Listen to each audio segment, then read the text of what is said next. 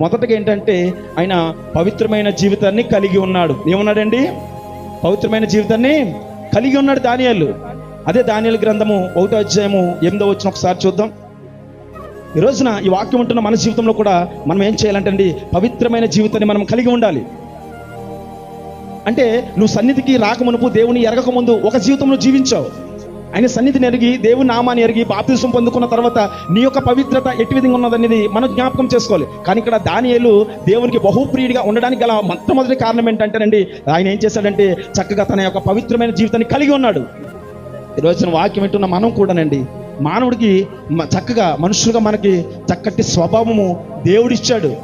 దేవుడు ఏం చేశాడంటే మనల్ని మార్చాడు. నిజమే, ఆయన సన్నిధికి వచ్చిన తర్వాత పరిశుద్ధాత్మ దేవుడు మనం మార్చాడు కాబట్టి ఆయన చేసిన మేలుని బట్టి మనం వచ్చాం. అయితే ఈ రోజున ఆ యొక్క పవిత్రతను మనం ఏం చేస్తున్నామంటే కొన్ని సందర్భాల్లో కొంతమంది ఏం చేస్తున్నారంటే అవన్నీ కూడా విడిచిపెడుతున్నారు.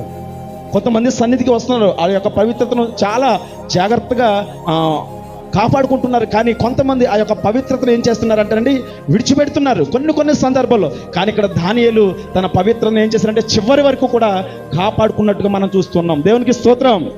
దేవునికి నువ్వు బహుప్రియుడిగా ఉండాలంటే నువ్వు ఖచ్చితంగా దేవుడు నీకు ఇచ్చిన యొక్క పవిత్రతను నువ్వేం చేయాలంటే కాపాడుకునే వారిలో ఉండాలి.